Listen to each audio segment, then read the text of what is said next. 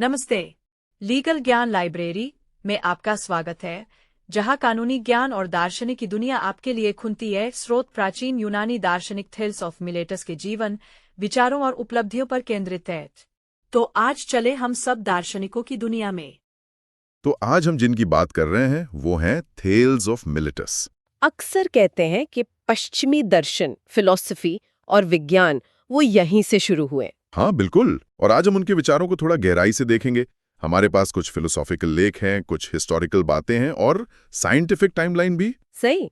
खास तौर पर ये देखेंगे कि कैसे उन्होंने मिथकों की जगह तर्क को चुना और कैसे उनके वो शुरुआती ऑब्जर्वेशंस, जैसे वो चुंबक वाली बात। हाँ, कि चुंबक लोहे को खींचता है, कैसे ये चीजें आगे चलकर विज्ञान के लिए एक तरह से नींव बनी। और ये सब 2500 साल पहले, जब दुनिया शायद बिल्कुल अलग तरह से सोचती थी।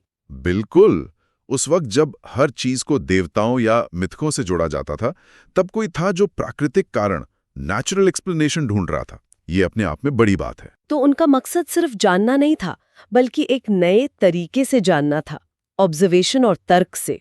एकदम।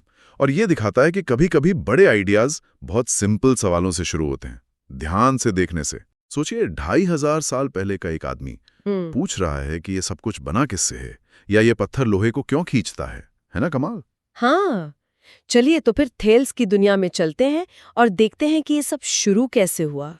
तो थेल्स थे कौन असल में, और उन्हें इतना इंपॉर्टेंट क्यों माना जाता है? थेल्स वो करीब 624 ईसा पूर्व मिलेटस शहर में थे। मिलेटस उस टाइम आयोनिया, मतलब आज के तुर्की का जो तट है, वहाँ एक बड़ा ग्रीक शहर था। ओके। और उन्हें अक्सर पहला पश्चिमी दार्शनिक या विज्ञान का जनक कहते हैं। अरस्तु जैसे बड़े विचारक मानते थे कि ये जो सोचने की परंपरा है, ये थेल्स से शुरू हुई। पर सिर्फ पहले होने से तो कोई खास नहीं हो जाता ना। नहीं, सिर्फ इसलिए नहीं, बल्कि इसलिए कि उन्होंने सोचने का एक बिल्कुल नया तरीका अपनाया था। क्या तरीका था वो? मतलब क्या खास था उसमें? सबसे क्रांतिकारी बात थी उनका मिथोस से लोगोस की तरफ जाना। मिथोस से लोगोस? मतलब दुनिया की घटनाओं को, जैसे मौसम क्यों बदलता है, भूकंप क्यों आते हैं, जीवन क्या है, इन सब को देवताओं की मर्जी या पुरानी कहानियों यानी मिथोस से समझाने के बजाय उन्होंने तर्क संगत प्राकृतिक वजह यानी लोगोस ढूंढने की कोशिश की। अच्छा, तो देवताओं के गुस्से के बजाय प्राकृतिक कारण खोजना। हाँ, ये सिर्फ पुरानी कहानियों को नकारना नहीं था, ये एक तरह से इंसानी तर्क पर भरोसा करना था। ये समझना कि हम अपने दिमाग से, अपने लॉजिक से दुनिया को समझ सकते हैं। इसी नींव पर तो आगे पूरा पश्चिमी विज्ञान और दर्शन खड़ा हुआ। ये तो सच में बड़ा बदलाव था।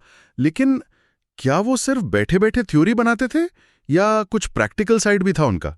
सुना है ग्रीस के साथ ऋषियों में भी गिनती होती थी उनकी। हाँ, ये भी जरूरी बात है। उन्हें सिर्फ दार्शनिक नहीं, बल्कि प्रैक्टिकल बुद्धि वाला इंसान भी माना जाता था। वो जो कहावत है ना, खुद को जानो, नो दाय सेल्फ, जो डेल्फी के मंदिर पर लिखी थी, वो अक्सर इन 7 ऋषियों से जोड़ी जाती है।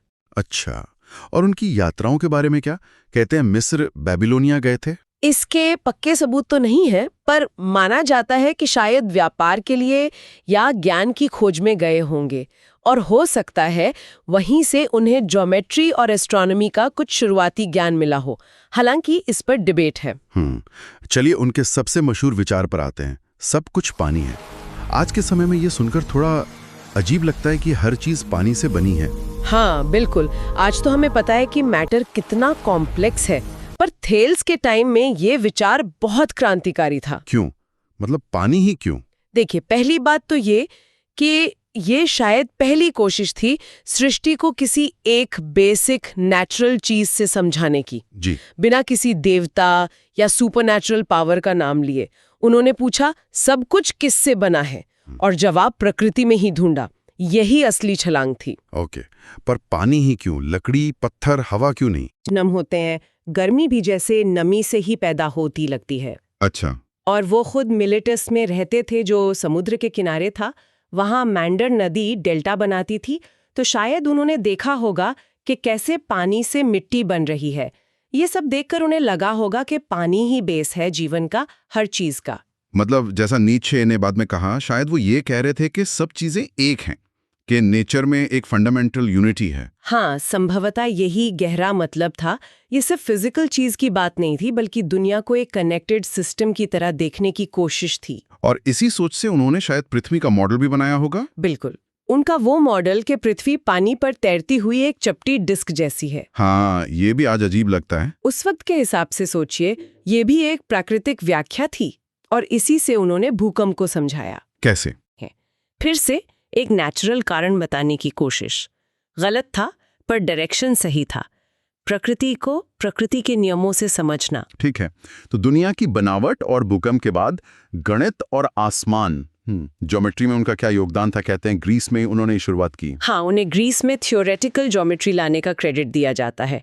माना जाता है कि मिस्र से प्रैक्टिकल ज्योमेट्री सीखी और उसे लॉजिकल बेस दिया। प्रोक्लस जैसे बाद के लेखकों ने लिखा कि थेल्स पहले थे जिन्होंने ज्योमेट्री में डिडक्टिव रीजनिंग, मतलब ज्ञात सत्यों से लॉजिकली नए नतीजे निकालना, इसका इस्तेमाल किया। अच्छा, कौन से प्रमेय उनसे जोड़े जाते हैं? कई हैं, जैसे कि सर्कल को डायामीटर 2 बराबर हिस्सों में बांटता है, या आइसोसेलेस ट्रायंगल मतलब समद्विबाहु त्रिभुज के बेस एंगल्स बराबर होते हैं, या इंटरसेक्टिंग लाइंस के वर्टिकल एंगल्स बराबर होते हैं। और शायद सबसे मशहूर थेल्स थ्योरम है। वो क्या है? वो ये कि अगर आप एक सेमी सर्कल यानी अर्धवृत्त में कोई एंगल बनाते हैं जिसके कोने व्यास के सिरों पर और वृत्त पर हों, तो वो एंगल हमेशा 90 डिग्री का होगा, मतलब राइट एंगल। अरे वाह, इसका मतलब तो बिना किसी फैंसी टूल के परफेक्ट राइट एंगल बना सकते हैं? बिल्कुल। सोचिए, आर्किटेक्चर, इंजीनियरिंग, जमीन मापने में ये कितना काम आया होगा। ये तो कमाल है। और वो कहानी कि उन्होंने पिरामिड की ऊंचाई नापी थी? हाँ, कहानी तो यही है। कहते हैं उन्होंने अपनी परछाई का इस्तेमाल किया। जब उनकी परछाई ठीक उनकी हाइट के बराबर हुई, उसी पल उन्होंने पिरामिड की परछाई नाप ली। सिंपल ट्रायंगल्स के सिद्धांत से वही पिरामिड की हाइट होनी चाहिए थी। वाह, बड़ा स्मार्ट तरीका था ये तो। हाँ, और कहते हैं इसी तरह ज्योमेट्री से उन्होंने समुद्र में जहाजों की दूरी का अंदाजा भी लगाया था। गणित के साथ साथ एस्ट्रोनॉमी में भी दिलचस्पी थी। और वो सूर्य ग्रहण वाली बात, क्या वो सच में भविष्यवाणी कर पाए थे? ये कहानी हेरोडोटस ने बताई है कि थेल्स ने 585 ईसा पूर्व के एक सूर्य ग्रहण की भविष्यवाणी की। और जब वो हुआ तो लिडिया और मीड्स के बीच लड़ाई चल रही थी, वो रुक गई। अच्छा, लड़ाई रुक गई। हाँ। ये उनकी सबसे फेमस कहानियों में से है। लेकिन क्या उन्होंने वाकई सटीक भविष्यवाणी की थी और कैसे, इस पर स्कॉलर्स में बहस है। कुछ मानते हैं कि शायद उन्हें बेबीलोन वालों का साइरोस साइकिल पता था, जो ग्रहण का लगभग 18 साल का पैटर्न होता है, पर पक्का कहना मुश्किल है। पर इस कहानी से ये तो लगता है कि लोग उन्हें कितना ज्ञानी मानते थे। और क्या किया उन्होंने एस्ट्रोनॉमी में? कई छोटी पर महत्वपूर्ण चीजें, जैसे उन्होंने नाविकों को सलाह दी कि रात में दिशा के लिए सप्तर्षि या अर्सा मेजर्स के बजाय ध्रुव मत्स्य या अर्सा माइनर को देखें, क्योंकि वो ध्रुव तारे के ज्यादा पास है और कम हिलता है। ओके। उन्होंने साल की लंबाई, संक्रांति, विषुव का समय निकालने पर काम किया। ये भी समझा कि चांद की अपनी रोशनी नहीं है, वो सूरज की रोशनी रिफ्लेक्ट करता है। अच्छा। यहाँ तक कि उन्होंने सूरज और चांद के एंगुलर साइज का अंदाजा लगाने की भी कोशिश की थी। और प्लेटो वाली कहानी कि वो तारों को देखते हुए कुएं में गिर गए थे? हाँ, वो कहानी शायद उनकी गहरी जिज्ञासा और कभी-कभी दुनियादारी से थोड़े कटे रहने पर एक मजाकिया टिप्पणी है। और ये जिज्ञासा सिर्फ आसमान तक नहीं थी, कुछ और रहस्यमयी चीजें भी थी जिन पर उन्होंने ध्यान दिया। हाँ, बिल्कुल। आप उन ऑब्जर्वेशंस की बात कर रहे हैं जिनसे बाद में इलेक्ट्रिसिटी और मैग्नेटिज्म की स्टडी शुरू हुई? हाँ, वही। करीब 600 ईसा पूर्व थेल्स ने देखा कि एम्बर, वो पेड़ों का जीवाश्म राल, उसे अगर ऊन से रगड़ो तो वो पंख जैसी हल्की चीजों को खींचता है। अच्छा, जैसे आजकल स्केल को बालों में रगड़ने से होता है। बिल्कुल। ये स्टैटिक इलेक्ट्रिसिटी का पहला रिकॉर्डेड ऑब्जर्वेशन माना जाता है। और दूसरा, उन्होंने लॉर्डस्टोन नाम का पत्थर देखा, जो असल में मैग्नेटाइट होता है, जो लोहे को खींचता है। Natural magnet. हाँ, वही। तो आज हमें पता है कि ये स्टैटिक इलेक्ट्रिसिटी है, वो मैग्नेटिज्म है, पर थेल्स ने इसे कैसे समझाया होगा? उनके पास तो ये शब्द भी नहीं थे। यहीं पर उनका वो थोड़ा रहस्यमयी सा बयान आता है ना, सब कुछ देवताओं से भरा है। हाँ, इसका क्या मतलब था? एरिस्टो के हिसाब से थेल्स का मतलब ये नहीं था कि ओलिम्पस वाले देवता हर जगह हैं, बल्कि उनका आइडिया शायद ये था कि जिन चीज़ों में हरकत पैदा करने की ताकत है, जैसे लॉर्डस्टोन लोहे को हिलाता है या रगड़ा हुआ एम्बर पंखों को खींचता है, उनमें एक तरह की आत्मा, सोल या जीवन शक्ति, लाइफ फोर्स होती है। अच्छा। इस विचार को हाइलोजोइज्म कहते हैं, मतलब ये मानना कि मैटर खुद ही जीवित है या उसमें जीवन का सिद्धांत है। तो ये उनके सब कुछ पानी है वाले विचार से जुड़ता है। जैसे पानी में जीवन देने की शक्ति है, वैसे ही इन चीजों में गति देने की। बिल्कुल, ये भी प्रकृति को अंदर से समझने की कोशिश थी, बाहर से किसी देवता को लाए बिना। ये दुनिया को एक ही नजरिए से देखने का तरीका था, जहां ताकतें बाहरी नहीं, चीजों के अंदर ही हैं। उन्होंने इन घटनाओं को अलौकिक नहीं माना बल्कि नेचुरल माना। ये बड़ी बात थी। हाँ, भले ही उनकी व्याख्या आज हमें अजीब लगे, और ये छोटे छोटे ऑब्जर्वेशंस ही आगे चलकर फिजिक्स की 2 बड़ी ब्रांचों की शुरुआत बने। तो थेल्स ने ये चिंगारी जलाई, पर लॉर्डस्टोन के बाद मैग्नेटिज्म की समझ को बढ़ने में कितना टाइम लगा? क्या लोगों ने फौरन इस पर काम शुरू किया? नहीं, बिल्कुल नहीं। इसमें तो सदियां लग गईं। प्रोग्रेस बहुत धीमी थी। अच्छा। थेल्स के कोई 500 साल बाद चीन में लोग दिशा के लिए लॉर्डस्टोन का इस्तेमाल करने लगे थे, शायद फॉर्चून टेलिंग में। फिर रोमन कवि ल्यूक्रेशियस ने अपनी कविता में इसे समझाने की कोशिश की, पर वो फिलोसॉफिकल अंदाजे ज्यादा थे। और कंपास कब आया, जो दिशा बताता है? इसका क्रेडिट अक्सर चीन को जाता है। करीब 11वीं सदी में चीनी साइंटिस्ट शेनकुआ ने नेविगेशन में मैग्नेटिक नीडल के इस्तेमाल के बारे में लिखा। 11वीं सदी? मतलब थेल्स के लगभग 1700 साल बाद? हाँ, और यूरोप में इसका इस्तेमाल थोड़ा और बाद में 12वीं सदी के अंत तक शुरू हुआ। अलेक्जेंडर नेखम जैसे लेखकों ने इसका जिक्र किया। ये समुद्री यात्राओं के लिए जबरदस्त बदलाव था। हाँ, उसके बिना तो कोलंबस वगैरह कैसे जाते? कॉम्पास आने के बाद शायद एक्सपेरिमेंट भी ज्यादा हुए होंगे। बिल्कुल। 13वीं सदी में एक फ्रेंच स्कॉलर थे, पियरे डी मेरिकॉट या पेट्रुस पेरेग्रिनस। उन्होंने मैग्नेट पर काफी सिस्टमैटिक एक्सपेरिमेंट किए। उन्होंने पोल्स, ध्रुवों की पहचान की, बताया कि सेम पोल एक दूसरे को धकेलते हैं और ऑपोजिट खींचते हैं। कंपास को बेहतर बनाने के तरीके भी सुझाए। और ये कब समझ आया कि एम्बर वाला अट्रैक्शन और मैग्नेट वाला अट्रैक्शन अलग है? इसमें भी काफी टाइम लगा। 16वीं सदी में जाकर इटालियन स्कॉलर गिरोलामो कार्डानो ने साफ तौर पे कहा कि ये 2 अलग-अलग चीजें हैं। ये एक जरूरी क्लैरिफिकेशन था। ओके। इसी दौरान कोलंबस ने देखा कि कंपास की सुई हमेशा ज्योग्राफिकल नॉर्थ की तरफ नहीं होती, उसमें थोड़ा फर्क आता है। फिर रॉबर्ट नॉर्मन जैसे लोगों ने मैग्नेटिक डिप यानी सुई का हॉरिजॉन्टल से झुकना खोजा, और लिवियो सानुतो ने पृथ्वी के 2 मैग्नेटिक पोल्स का आइडिया दिया। बाप रे। तो थेल्स के एक पत्थर को लोहे को खींचते देखने से लेकर पृथ्वी के मैग्नेटिक पोल समझने तक करीब 2000 साल। हाँ, ये दिखाता है कि साइंटिफिक समझ कैसे धीरे धीरे परत दर परत बनती है। ऑब्जर्वेशन, एक्सपेरिमेंट, आइडियाज का टकराव और फिर एक नई समझ का पैदा होना। थेल्स ने बस शुरुआत की थी। तो आखिर में थेल्स की स्थायी विरासत क्या मानी जाए? हम उन्हें आज क्यों याद करते हैं? सबसे बड़ा योगदान तो शायद वो सोच का बदलाव ही है।